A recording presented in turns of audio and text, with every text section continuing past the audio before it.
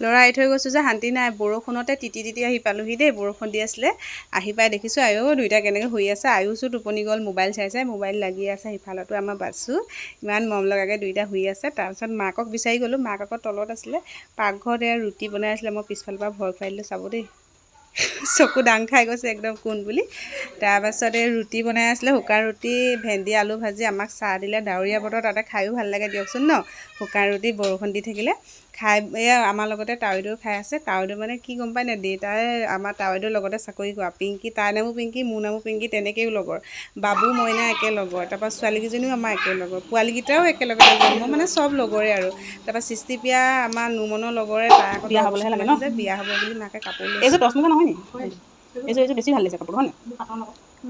কাপোৰ লৈ থৈছে, মোক দেখাইছে আৰু। চাদৰখন ফুল ইমান ধুনীয়া লাগিছে ন? এইখন হেৰি হয় নেকি? ধৰিব পাৰি আকৌ, হয় নাই?